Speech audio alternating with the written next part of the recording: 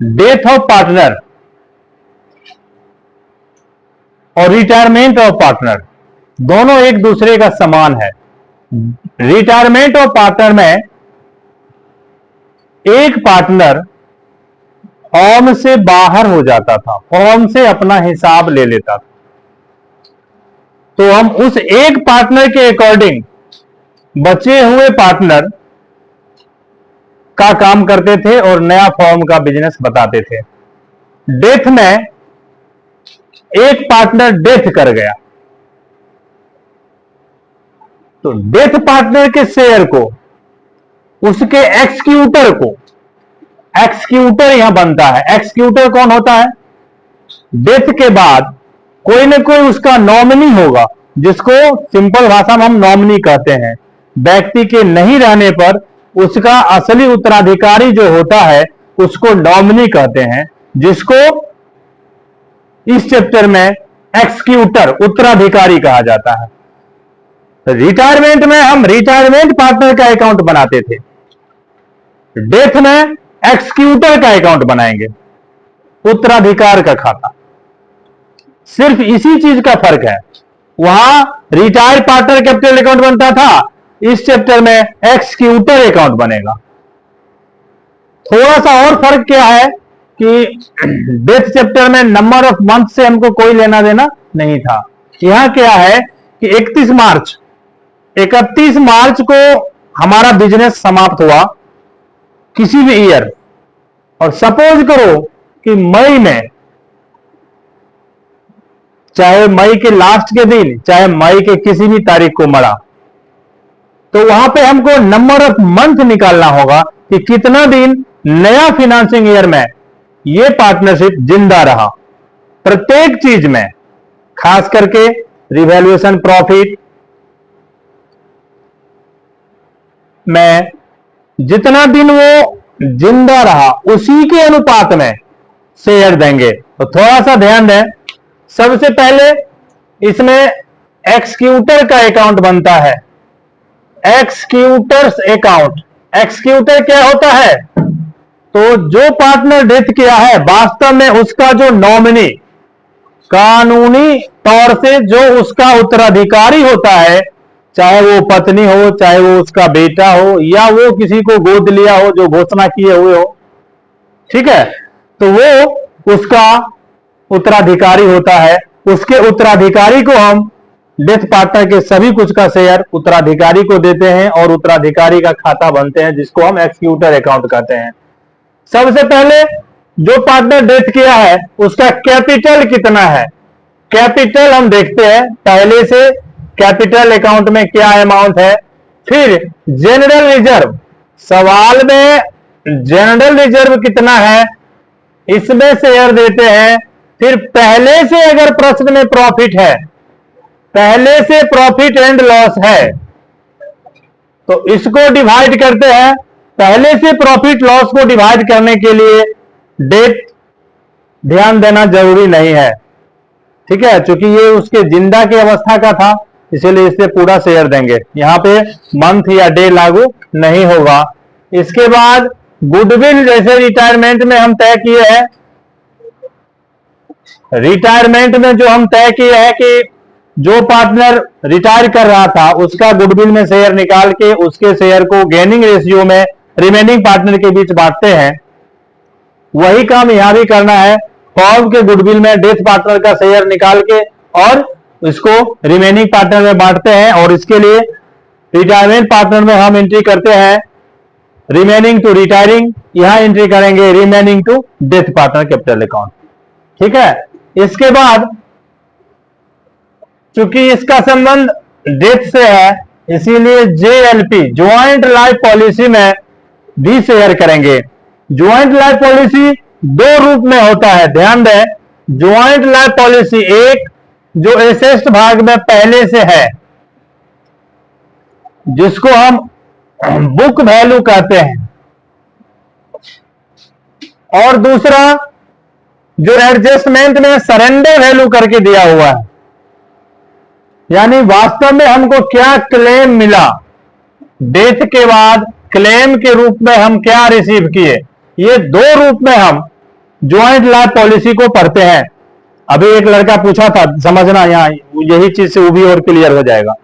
तो book value को सभी पार्टनर के बीच बांटते हैं, बुक वैल्यू को सभी पार्टनर के बीच बांटते हैं। इट मीन्स हमको बुक वैल्यू बांटने के लिए जेएलपी के अकाउंट को क्लोज करना होता है। अकाउंट क्लोज करने के लिए all partners account DR, all partners account DR to JLP account लिखते हैं। JLP account close, JLP account return off लिखें या क्लोज लिखें। और यहां सरेंडर वैल्यू के लिए दो एंट्री, पहला सबसे पहले हमको इंश्योरेंस कंपनी से मिला पैसा, इसका एंट्री करेंगे। इंश्योरेंस कंपनी से जो पैसा मिला इसके लिए cash account DR to insurance company account, या इसके बदले जेएलपी अकाउंट भी लिखते हैं। Being claim received, being claim received, और इसको फिर पार्टनर के बीच बांटते हैं। जेएलपी अकाउंट डीआर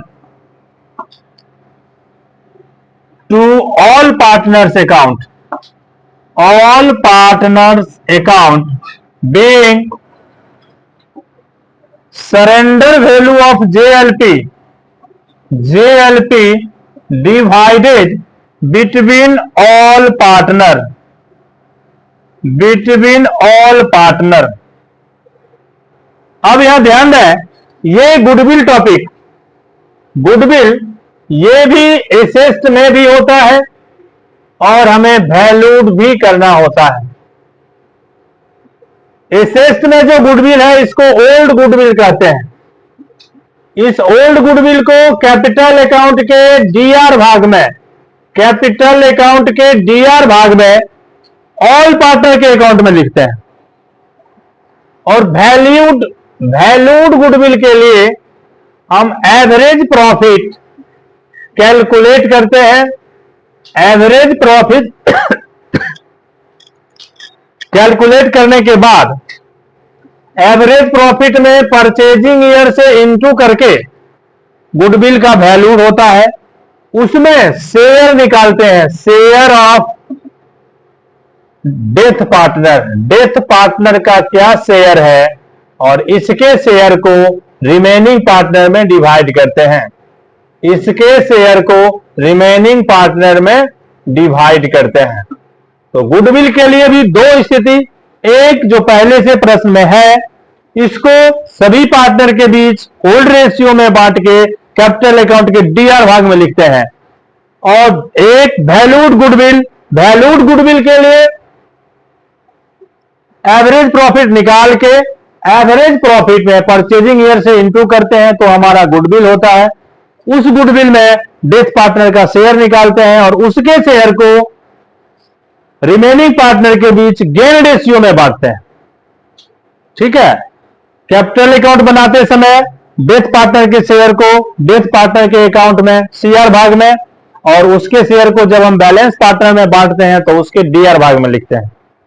अब इसके बाद प्रॉफिट कैलकुलेट करना होता है।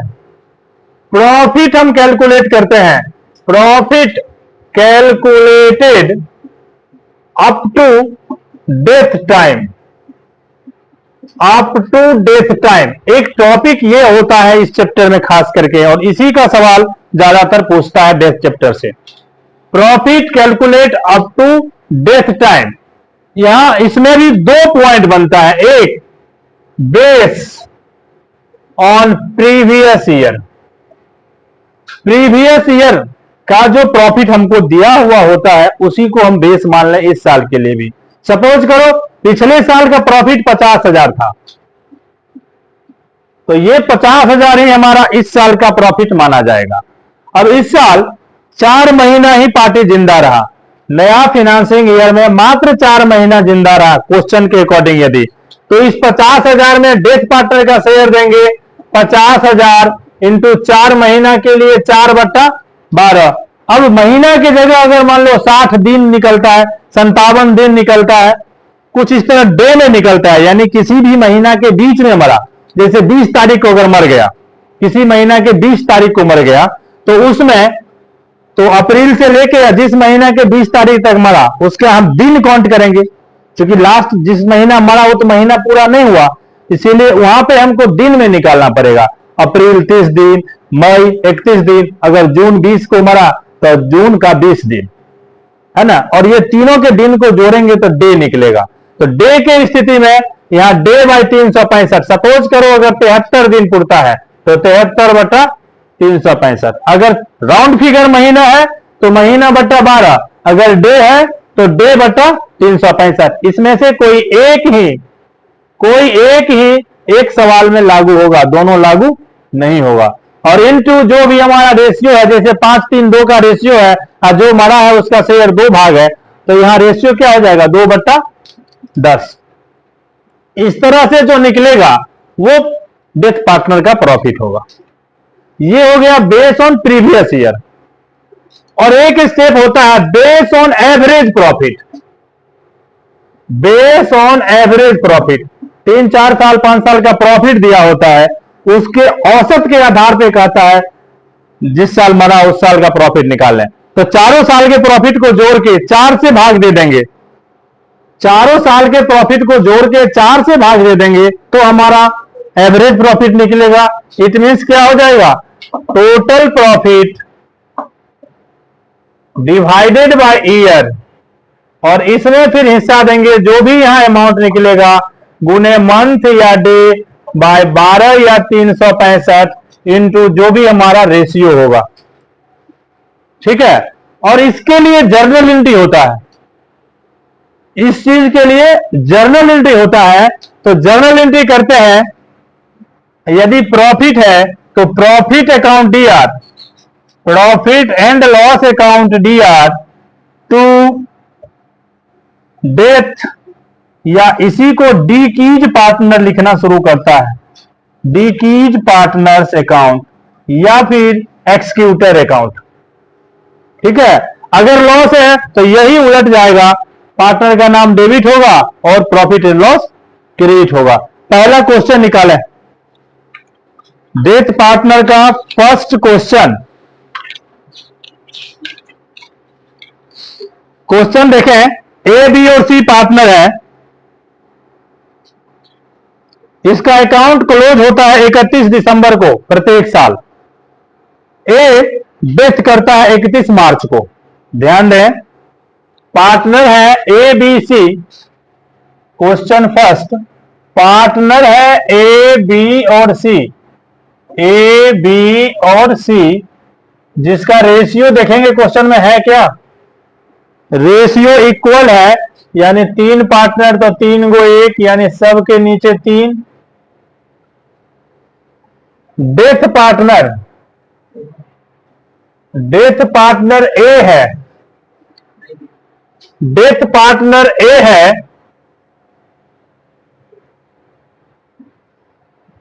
प्रीवियस ईयर एंड यहां पे 31 दिसंबर है, यानी प्रत्येक साल का हिसाब किताब ये 31 दिसंबर को समाप्त करता है।